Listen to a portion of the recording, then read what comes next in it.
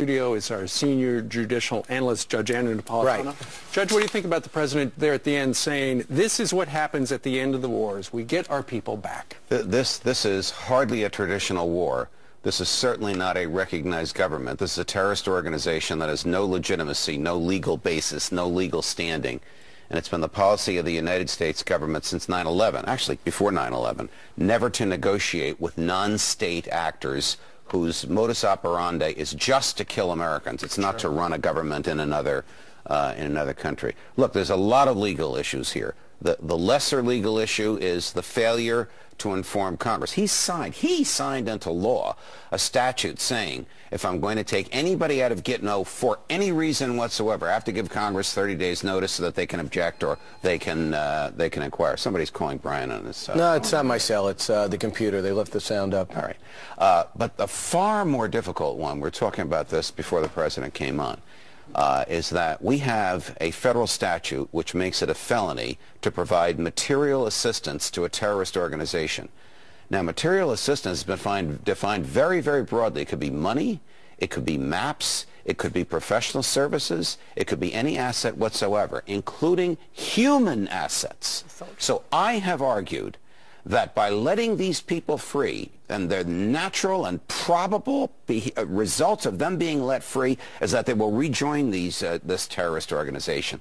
The president has done what his Justice Department has prosecuted people for, successfully prosecuted people for, providing material assistance to a terrorist organization. Couple of issues. Number one, he says he was never really for that 30-day window of informing Congress before anybody was going to be released. Well, then he for shouldn't have Gitmo. signed it into law. He should have vetoed it. Right. So having said that, he said, I briefed people along the way that this deal was on the table, so this was nothing new.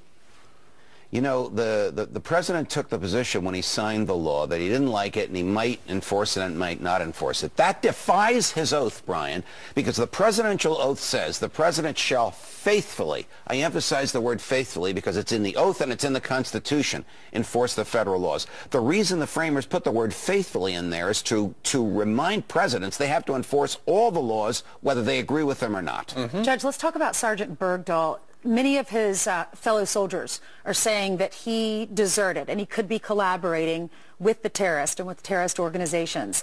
He also said in a Facebook post that he's ashamed to be an American. Should he face court-martial? Well, he certainly should face inquiry.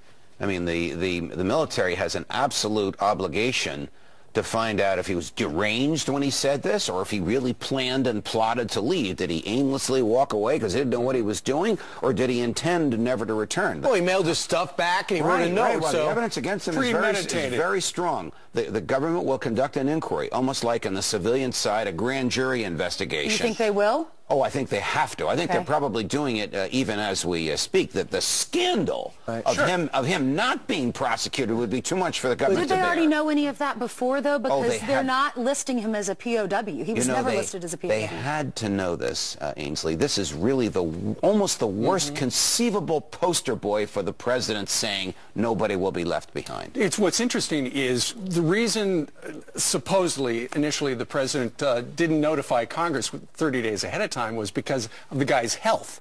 Okay, the health, we don't know anything about it other than the president just said he's undergoing a battery of tests. But just now the president said, he didn't bring up health. He said, you know, this is what happens at the end of war. And that's what, look, he can't close out Afghanistan with one guy left behind. And so this was a political maneuver. Absolutely. Let me tell you where this health argument came from. It is almost inconceivable that the Obama administration dispatched to a Sunday morning talk show its most practiced and successful liar, Susan Rice. She's the one who said this guy served honorably and decently. Why would she say that? Why would she say that? I don't know why she would say it, Brian. It is contrary to all evidence, and nobody believes her. It lasted for a day. The president has even rejected that argument today. And even the State Department. Now, here's the thing, and I don't really know if this is a legal question. You're not exchanging this guy for a bag of cricket balls. You're exchanging him for 4 of the worst of the worst that everyone agrees. 5 of the worst of the worst that everybody agrees that are more than likely to go back to terror and are going to be part of the brain trust of the Taliban. That's why I say the president may very well have committed a federal crime by giving material assistance to a terrorist organization. He knows, ought to have known, that that's what these guys will do. Andy McCarthy, a friend of this program who's got a new book out, he said yesterday... He says the president should be impeached for this. That's what he does say. He says it's crimes and misdemeanors. In my view, it's a very, very valid argument that people are going to start talking about. Look, the last time a president was impeached, it was a disaster, and it was arguably over nonsense. This is far, far more serious. But here's the thing, too. Where's the president's political benefit?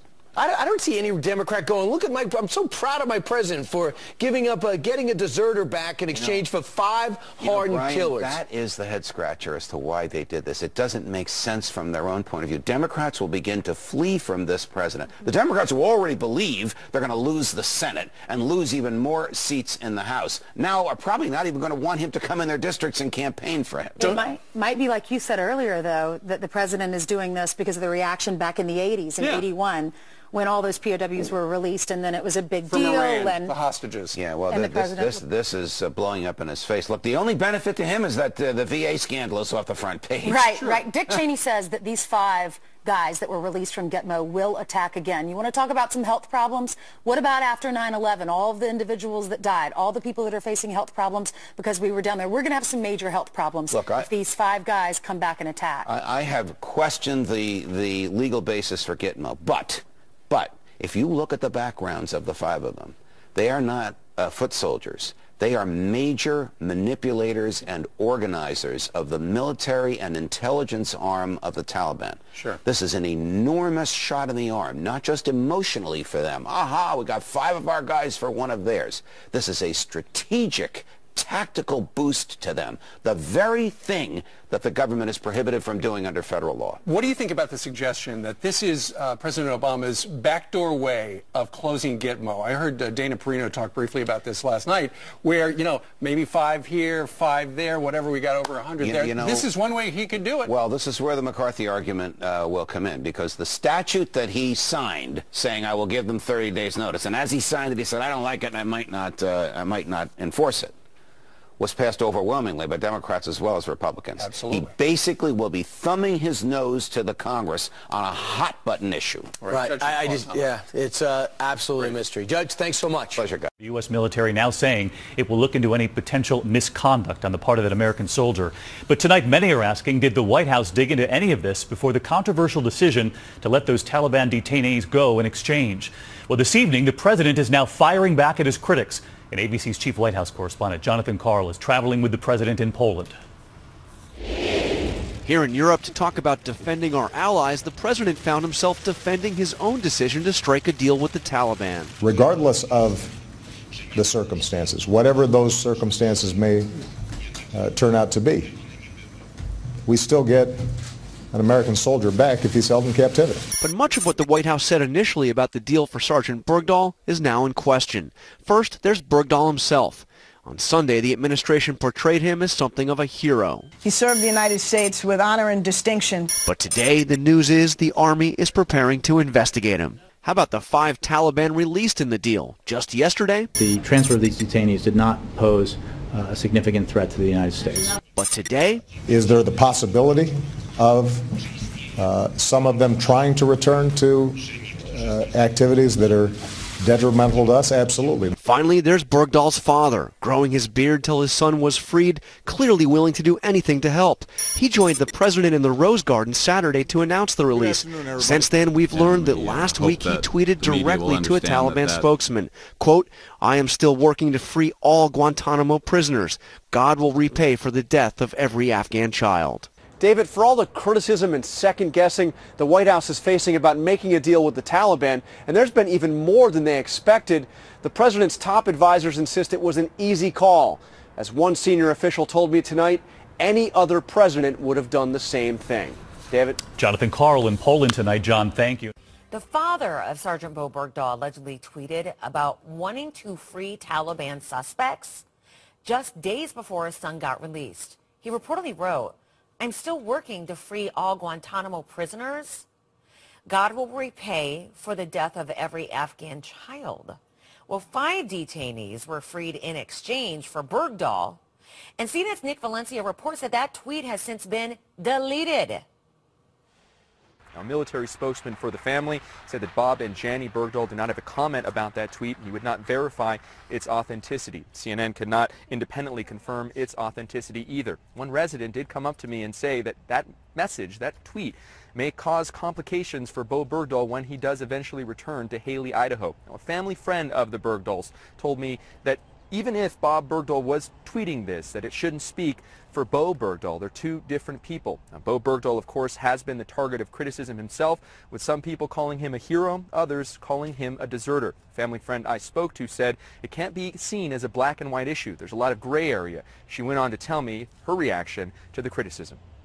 And I think that he was doing what he thought was right, and I hope that people can give his family a little peace, and I hope we can get to the bottom of it. And if something happened that made him do this that was wrong, I hope that we could all get together and say, how could we stop this from happening next time? We've also learned that former Secretary of State Hillary Clinton was very skeptical of a prisoner swap to get Bowe Bergdahl, according to officials who at that time were involved. Apparently, when she was the Secretary of State, the plan had been discussed years ago, but she reportedly was concerned about their ability to monitor then any detainee that would get transferred. And she wanted Qatar to impose tighter restrictions.